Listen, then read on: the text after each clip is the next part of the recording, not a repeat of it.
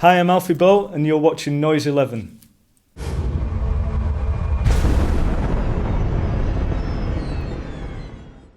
And welcome to noise11.com. Alfie Boe, good to have you here. How you doing? You right? Hey, your camera, you're over here, okay, buddy. sorry. Get on your own camera. Well, welcome to Australia, and I mean, Thank you you. do have a bit of an Australian connection, don't you? Going back to, you tell me your Australian connection. My Australian connection would be Baz Luhrmann. very good. There you go. Yeah. I had to think about that. I thought it was the amount of Fosters I've drunk in my time. Baz Luhrmann, I took part in his production of La Boheme on Broadway, which was pretty cool.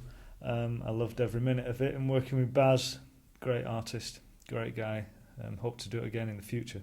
Well, you never know. He's always got another project around the corner. Exactly. Well, he's working on a movie at the minute, I think, but he didn't ask me to do anything on it, which... Bastard. Next time. Anyway, next time. Can you say bastard in Australia? Oh, don't know. I mean, there are very strict rules on the internet about what can be said. Okay. You know? We don't want to get the internet into like some sort of muddy mess. Really? Or we'll never get it back There we again. go. We're knackered now, then, aren't we? Yeah. Well, I wish I'd worked out now on that. I'll keep talking about La Boheme then, because that must have been somewhat of a big break for you as well. I've got to say, it was pretty cool. Getting the opportunity to perform an opera that I love to sing on a great stage as Broadway, and work with a Hollywood director. You know, how good does it get? You know, and it did. It gave me a really good break. The cast, we won a Tony Award. We got one of those each, and which props up my door. Actually, I have a little shelf for some of the awards that I've won. Some I've been lucky to win. My Tony Award is in the corner, but right in the middle is my glass engraving of my Harley Davidson that I've just bought. Oh, really? Which is awesome, man. I got it through the post the other week, and it's great. It's just said, personalised for Alfie Boe, his Harley Davidson, and it is really VIN number and everything. It's great. Fantastic. That was a really boring thing I've just spoken about, but to me it's true to my heart. Well, you're starting to get into indulgences in the career, aren't you? Tony Award, it's what's most important about the job. Some singers get into drugs, others get into bikes. Is that exactly. What's the wildest indulgence you've had then? Taking drugs on a motorbike. Really. I'm sorry, I had to ask, didn't I? I had to ask. La Boheme, you used to sing as a kid. Well, no, I first heard La Boheme when I was 11 years old. My brother had a highlights album of the music, and I remember sitting down and listening to it and just thinking, this is weird but quite effective. It was having some sort of effect when I was 11, and it wasn't until later on in life when I heard it again that these memories of hearing it for the first time came back to me, and I thought, I know this piece. Why do I know this so well? And then I remembered listening to it with my brother, and it just rang true to me. It just hit my heart, and it was like second nature. It was just in my blood, really, if you will. And every other 11-year-old was out listening to Led Zeppelin. Well, I was listening to that too, and Pink Floyd and all that, and Stones and stuff. But I think that was the weird thing about coming from a large family, that everybody was into their own certain types of music. So the music I grew up listening to was quite eclectic. You know, my father introduced me to Viennese Lehar stuff. My brother Joseph was a big rock and roll fan, Elvis, those sort of guys, you know, Little Richard and people like that. So I listened to a lot of that music, stole their albums, and you know, and my brother was into country music. So it was a huge eclectic mix. Yeah. Well, I'm glad you did listen to Led Zeppelin, because, you know, when a certain man walked through the door to sing a song with you on this album by the name of Robert Plant, at least you knew who he was. Well, yeah, I know, crying out loud. I was sat in this bar in London, and I was just looking around the room, checking out who was here. It was a hotel in the middle of Soho. And then the doors to this bar it was like this movie theme, you know. Doors just opened, bright light through the doors, smoke, and Robert Plant walked in, it's like, Dreamweaver, and it was like, whoa, Robert Plant's here. He walked to the bar and I thought, I can't miss this opportunity. I've got to go and see this guy. Yeah. I can't not speak to him. He's like one of my heroes. So straight up to the bar, I said, hello, how are you? Big fan of your work, man. Big fan of your work. Love your stuff. We happen to be with the same label, and then what I thought would be a 5-minute sort of interview, 5-minute conversation, like, oh, thanks, dude, now clear off, turned into an hour. Stood at the bar in this hotel talking to Robert Plant, talking about his days in Led Zepp and his relationship with the other guys, with Jimmy Page and John Bonham and John Paul Jones. It was like, and all I could hear, he was telling me all these fantastic stories of being on tour, and all that was going on in my mind was, hey man, they say the way you move, gonna make you sweat, and that was all I could hear, man. I couldn't hear anything else. It was like, and it was brilliant, and we kept in touch, and I plucked up courage to phone him, and we started talking about football. He's a big Wolves fan, and I'm a Liverpool fan, so we started talking about football games and stuff like that, and I thought, I can't believe I'm talking to Robert Plant about football. And then we got onto the real reason why I spoke and why I phoned, and that was to ask him if he would duet with me on Song to the Siren, because it's on one of his albums, Dreamland. And he said, send me a demo, I'll see what I think. We sent him a demo. He said it's crap. No, he didn't. He said, look, I think we can do this, I think we can do that, we can put a bit of space there, try this, try that. And before you knew it, he said, yeah, well, let's go ahead and record it. And I was in a music shop in London looking at, I love to play the drums, and I was looking at these kits and cymbals and stuff, and phone rang, and it was this weird number. I thought, what the hell's that? So I answered it, and I went, hello, how you doing? He said, hey, Alfie? And I said, yeah. He said, Robert. I went, hey, Robert, how you doing, man? How can I help you? How can I help you, man? He said, listen to the demo, really like it, mate. And I went, oh, Robert Plant. And immediately I fell back into a pile of cymbals. And it was like, and I went, hey, mate, how you doing? Sorry, I didn't recognise the number. Yeah. Weird. And then he just said, like, I want to go ahead and duet with you. And it was the best thing, man. We stood in a studio in the centre of town, and stood next to him in the studio. And he warmed up his voice by singing Stairway to Heaven. Oh, wow. And I wet myself. Mm-hmm. And it was great. The song came out really well. I'm guessing you don't have a story about going into a bar and Nick Jonas is standing at the bar, and you've gone up and you've told him what a great fan you were. No, working with Nick Jonas, I just got my manager to phone him.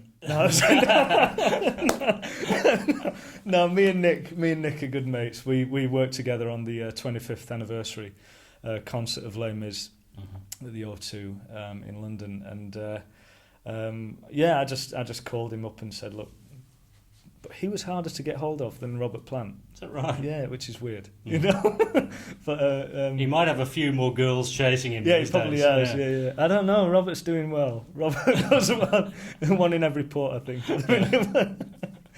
That I did not say that. Yeah. Sorry, can we strike that from? Wow, that bit didn't get edited out. Funny about that.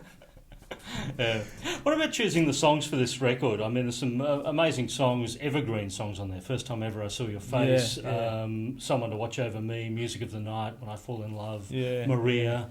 Songs that have been done by a lot of people. So I'm guessing that, to choose these songs, you knew you could make them your own. You've got to. You can't just do what someone else has done, because you just become just basically become a karaoke singer. You've got to make each song your own. You've got to add your own little stamp to it, and that's what we try to do with these songs. They are sort of standard songs, musical theatre songs. There is only a certain way you can do things, but you can bend the rules a little bit and make them your own, and you have to be able to perform them properly and to be able to perform them from the heart and with the right intention.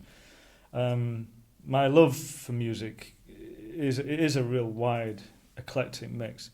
I love rock music. I really absolutely love rock music and singing rock and country folk music and stuff like that. And I really feel that my voice lends itself to that repertoire, which is something we're discovering now. And so that might be another little avenue we go down. And there's only two types of music, good and bad.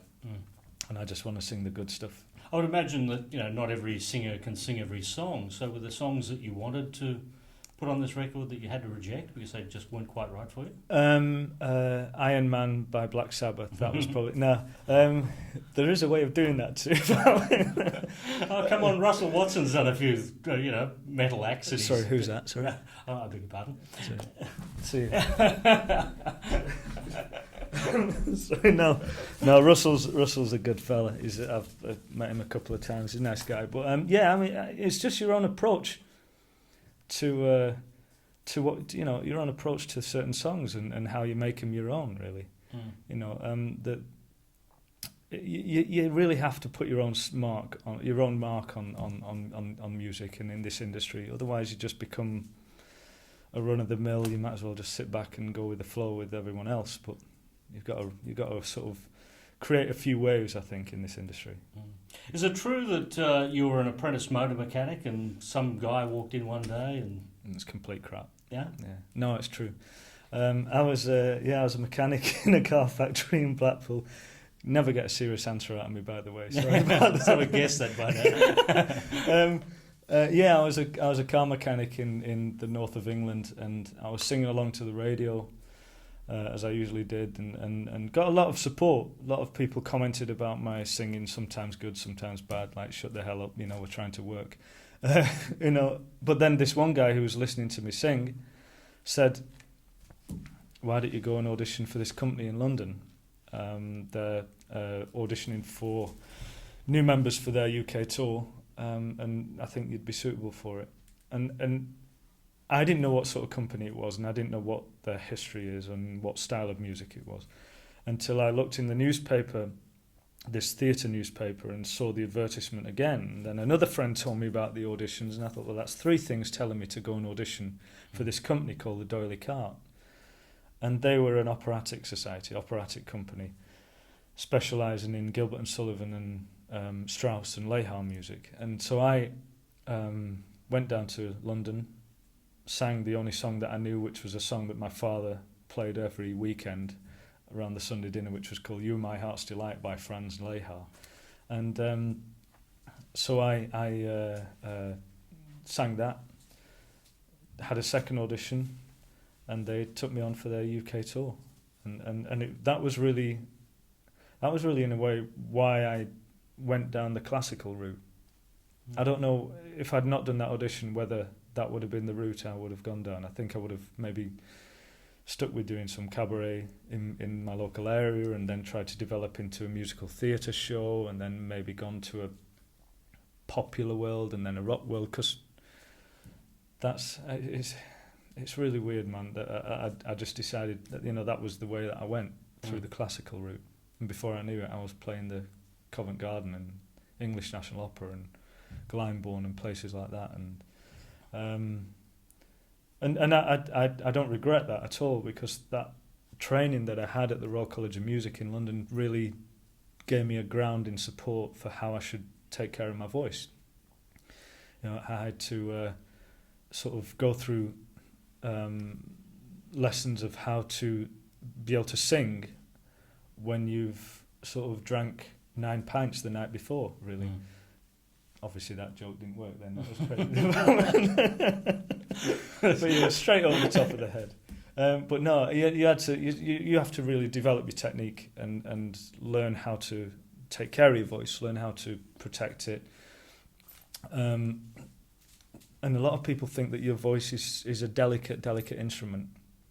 Yeah, don't be stupid. Don't go out and smoke and drink and party all night long and then go and expect to do a fantastic show. Don't do that. I mean, but your voice can take more than you realise. The stamina is something that you really have to build up. And doing 8 shows a week, performing a concert 3 or 4 times in a row, is a good training. It's really because you discover sides to the voice that you don't realise, and that was what, in a way, that was what the education that I got from music college taught me. You've got a big gig coming up mid-year this year, haven't you, for which one? Queen Elizabeth? Oh, her, yeah, sorry, yes. Her, sorry, Her Majesty. Yes, Her Majesty. Yes, I've been fortunate enough to be invited to perform at Buckingham Palace for her Diamond Jubilee, which is a great honour. I'm a big fan of Her Majesty and the royal family, and I'd worked for a number of charities for Prince Charles. So anything I can do for them whenever they ask, I'm there. Well, I've been looking at the lineup.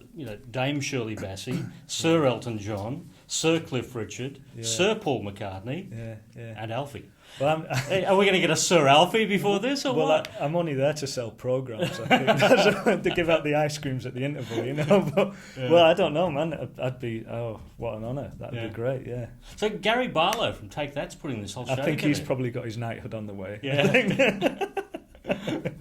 yeah. Gary's doing it. Gary's a good mate. And we've spoken about what we're going to do. I still don't know what I'm going to sing yet. It's down to them really to decide on what they want me to sing. Do you have a shortlist? Well, I think Her Majesty does want me to sing Iron Man by Black Sabbath, which no. Well, actually, Ozzy did sing at the last. He did, part. Yeah. So that could be a possibility. Yeah. I don't know. I think there's already a precedent for a Black Sabbath song at Buckingham Palace. Yeah. But no, I don't know. I don't know what I'm singing. What the sort of structure of the show is going to be yet. But when I get back to the UK. I'm sure there'll be a bit more information. But no, just to be involved in something like that, a historical moment like that, so very honoured. Yeah. Well, Alfie is the name of the Alfie Boe album. There you go. And just one final question. It's got nothing to do with your record, just, the fact that you're from Blackpool. Did they ever fix those 4,000 holes? 4,000 holes in Blackburn. Did I get the wrong You did, town? man, you did. You got the black bit right. It's Blackburn. 4,000 holes in Blackburn. That John Lennon, he just mumbles that lyric, doesn't he? He just couldn't work out what he was singing. You're only about 20 miles difference. Is that right? So it's not so pretty close. Okay. Same council then, I'm guessing. Alfie Boe, good to have you here at Noise 11. Cheers, dude. Thanks a lot.